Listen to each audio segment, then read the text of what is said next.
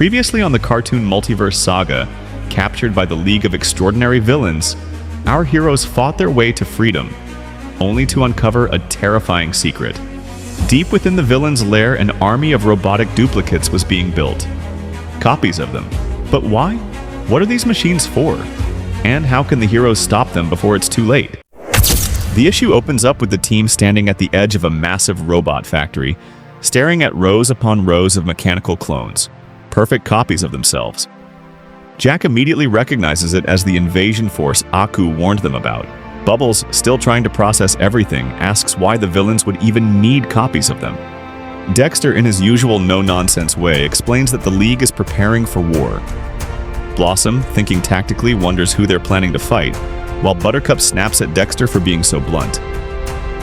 Ben, never one to wait around, suggests they just destroy the factory and be done with it. But Jack, always the cautious warrior, stops him, reminding them that Aku's plans are never that simple.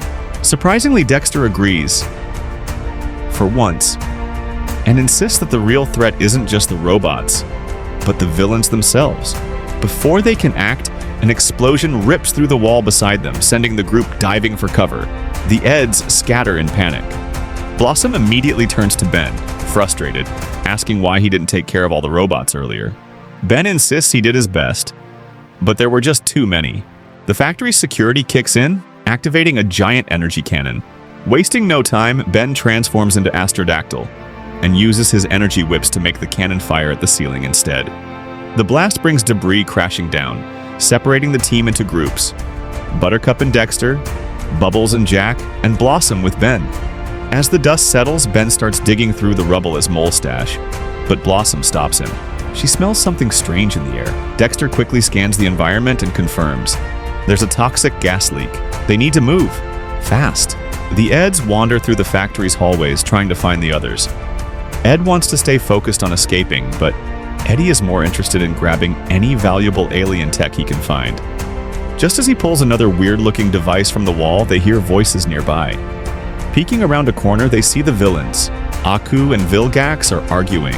Vilgax demands that they activate a master weapon immediately and wipe out their enemies' worlds. Aku, intrigued but hesitant, doesn't seem fully convinced. The argument heats up until it turns into an actual fight, shaking the entire room with their power. Meanwhile, Mojo, Jojo, and Mandark are off to the side, having their own discussion. Mojo looks worried. He doesn't want Vilgax's weapon to destroy his own world. Mandark, always the cynic, brushes it off, saying it's just typical villain behavior. He also points out something obvious: the prisoners have probably escaped already.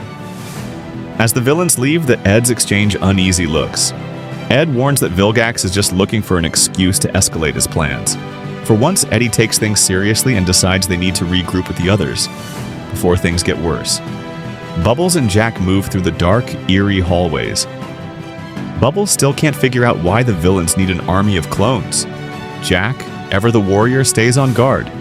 Aku's plans are always more complicated than they seem. They turn a corner and come across a control room filled with robot guards monitoring security feeds. Before they can react, the screens flicker. One of the feeds showing Dexter suddenly goes dark. The robots immediately detect their presence and attack. Jack charges in with his sword, cutting through the machines while Bubbles rushes to the control panel. She quickly finds a map, but what she discovers is even more shocking.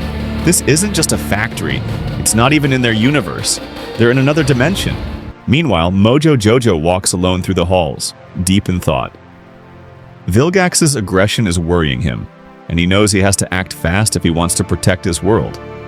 As he walks, he stumbles into the same control room Jack and Bubbles just left. Seeing signs of their presence, he quickly pieces together what happened. The prisoners have escaped. Weighing his options, he makes a decision.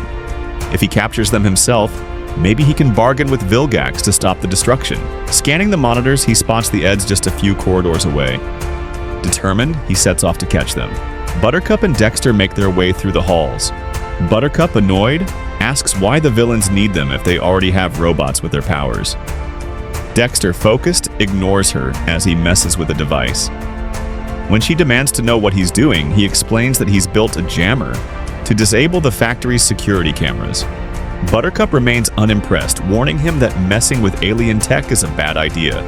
Before Dexter can argue, an energy field suddenly surrounds them, trapping them. Mandark steps forward, smug as ever, revealing that he was tracking them through the disabled cameras. Dexter demands to know why he's working with the villains. Mandark, full of himself, boasts that Aku made him his apprentice.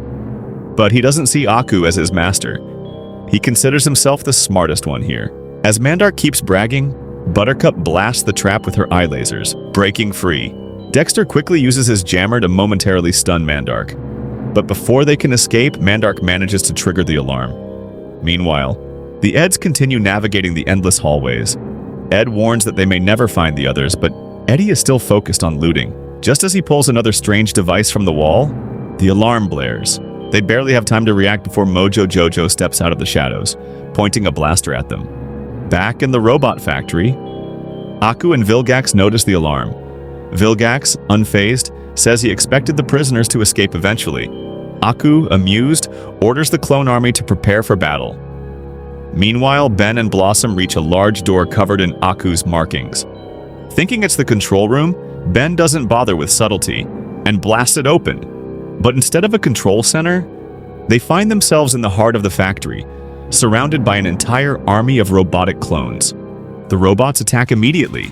Ben shifts into feedback, electrocuting the Astrodactyl clones while Blossom freezes waves of Blossom bots with her ice breath. But no matter how many they take down, more keep coming. Just when things look bad, reinforcements arrive. Bubbles, Buttercup, Jack, and Dexter charge into the battle. Buttercup shouts that the robots may have their powers, but they don't have their skill. Ben agrees, but the sheer numbers are still overwhelming. Above them, Aku and Vilgax watch the chaos unfold.